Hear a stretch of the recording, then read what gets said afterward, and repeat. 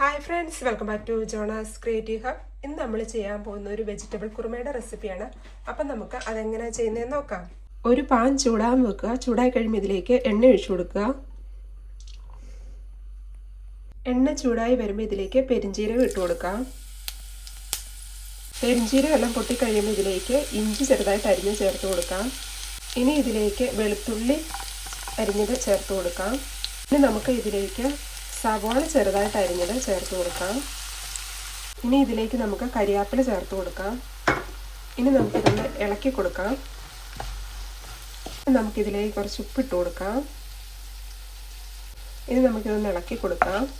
ഇനി നമുക്ക് ഈ സവാള ഒന്ന് വഴന്ന് വരുന്നവരെ വെയിറ്റ് ചെയ്യാം. ഇപ്പം നമ്മുടെ സവാളയൊക്കെ ഏകദേശം വഴന്ന് വന്നിട്ടുണ്ട്. ഇനി നമുക്കിതിലേക്ക് വെജിറ്റബിൾസ് ചേർത്ത് കൊടുക്കാം. Potato, carrot, beans, green peas. ഇത് നമ്മൾ പോർഷനാണ് യൂസ് ചെയ്യുന്നത്. ഡ്രൈ ആയിട്ടുള്ള ഗ്രീൻ പീസ് ആണെങ്കിൽ നമ്മളൊരു 8 മണിക്കൂർ അല്ലെങ്കിൽ ഓവർനൈറ്റ് സോക്ക് ചെയ്തതിന് ശേഷം യൂസ് ചെയ്യാം. ഇനി നമുക്കിതിലേക്ക് മഞ്ഞൾപ്പൊടി ചേർത്ത് കൊടുക്കാം. ഇനി നമുക്ക് മല്ലിപ്പൊടി ചേർത്ത് കൊടുക്കാം. ഇനി നമുക്ക് ഗരം മസാല ചേർത്ത് കൊടുക്കാം. ഇനി ഇതിലേക്ക് നമുക്ക് ഇതിനാവശ്യമായ ഉപ്പ് ചേർത്ത് കൊടുക്കാം. ഇനി നമുക്കിതൊന്ന് ഇളക്കി കൊടുക്കാം.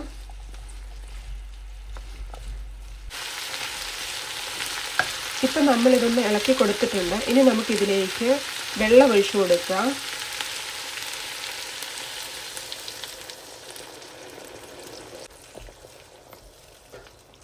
ഇനി ഈ വെള്ളം ഒന്ന് തിളച്ച് വരുമ്പോഴേക്കും നമുക്ക് കവർ ചെയ്ത് ഇതൊന്ന് വേകാനായിട്ട് വെച്ച് കൊടുക്കാം.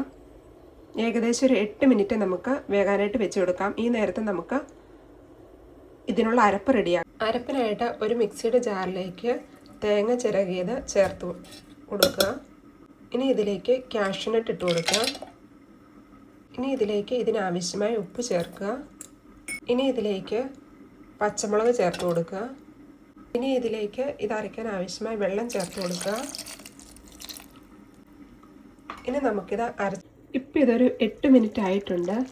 ഇനി നമുക്ക് ഇതിലേക്ക് നമ്മൾ അരച്ച് വെച്ചിരിക്കുന്ന അരപ്പ് ചേർത്ത് കൊടുക്കാം. ഇനി നമുക്കിതൊന്ന് ഇളക്കി കൊടുക്കാം.